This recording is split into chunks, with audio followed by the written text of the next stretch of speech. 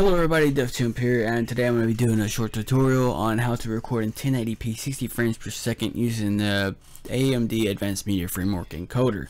I did a video previously on how to record what my settings I were using, but I noticed that when I was actually editing the video and stuff that it wasn't actually 60 frames per second, it's actually 56 frames per second. And when you do editing with wrong frame rate like that, as the video plays on, your audio is going to be out of sync with your video because you're going to be editing at 60 frames per second and your video is only 56, so it's going to keep speeding your video up as it goes on, and your audio is going to be out of sync eventually. And I messed around with these settings for about a week, and I actually figured it out how to get 60 frames per second, 1080p, and decent file size videos. The only thing we're going to look at today is just the output, because that's the only thing you'll need to mess with really. Make sure your output mode is set to advanced, standard, and recording path, recording format. Use whichever format you're comfortable with, and of course your Advanced Media Framework Encoder. This is for AMD rigs only, and I'll also put a link in the description about the AMD Advanced Media Framework so you can see if your hardware is supported or not. Down here for presets, you want to put the blank one. You don't want to use any other ones. I actually used lossless before, and that was what was getting me that 56 frames per second. So set that to 0, nothing. You want to set the quality and your rate control method, which most of the time you'll want it to be a variable bitrate. You can use control bitrate if you're more comfortable with that, but you want to set your target bitrate and your peak bitrate, and make sure that I would suggest using around 50,000 kilobits per second for your target bitrate and 75,000 for your peak bitrate. And the QP, this is what I didn't know about before. I didn't mess with it, and that actually determines the actual quality of your video. You can go from like 0 all the way up to 51, and if you go down to 1, you're going to get pretty much almost lossless video quality. But the only issue about going all the way down to 1 down here with your QP is that it's actually going to force a higher bitrate, because it of course needs more data.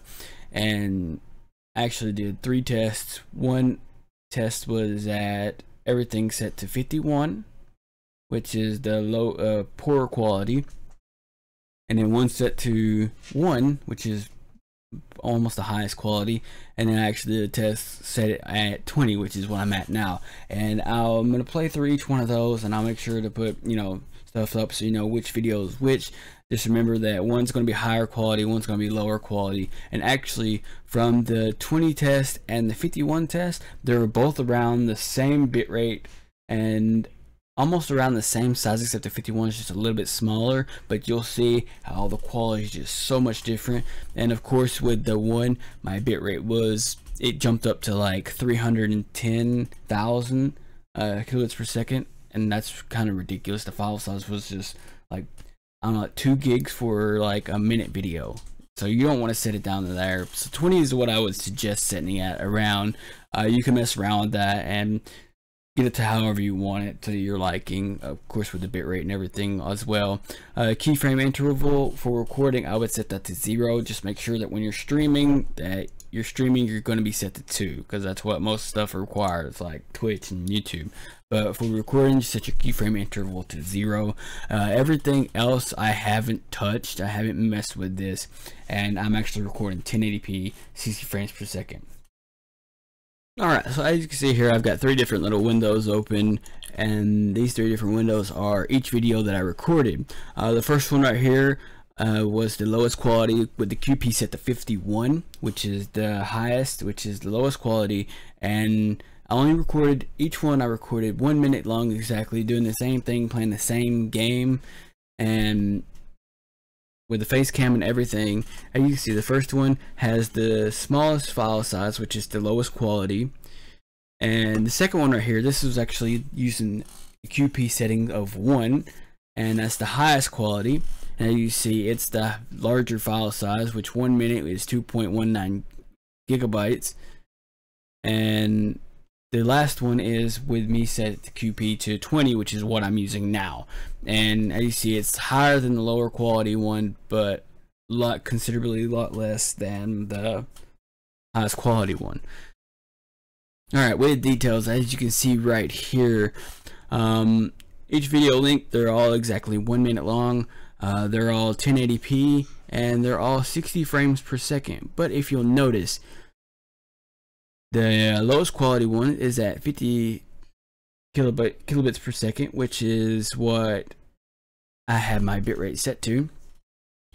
The highest setting one is 313 kilobits per second, which that's why you have the larger file size.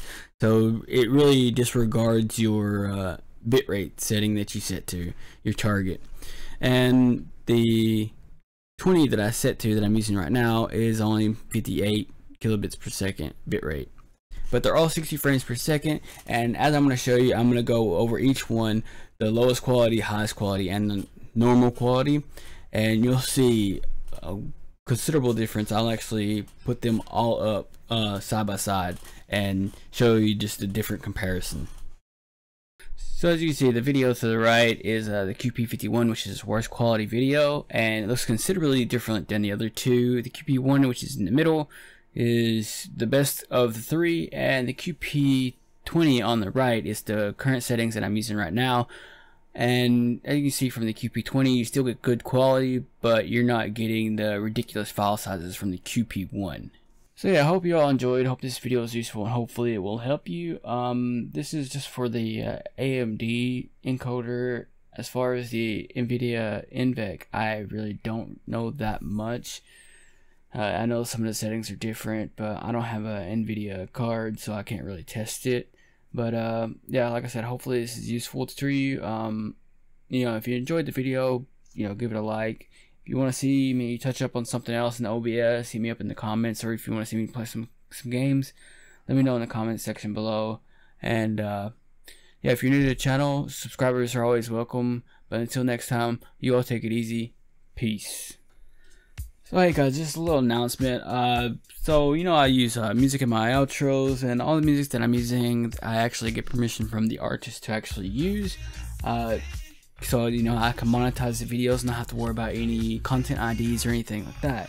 So if you are a music producer and you would like to have your music featured in like background music or one of my outros, just hit me up in the comments section, or I'll also put my Discord in the description, and hit me up in there if you would like me to use your music in some of my future videos. You're not losing anything at all. I mean, yeah, I monetize my videos, but it's free promotion for you. I'll link your channels, your SoundCloud, whatever else that you use, your Twitter and all that, and in all the videos that I use your music with. So yeah, if you want me to use your music in my future videos, just hit me up, and hopefully, you know, I'll be working with some of you in the future.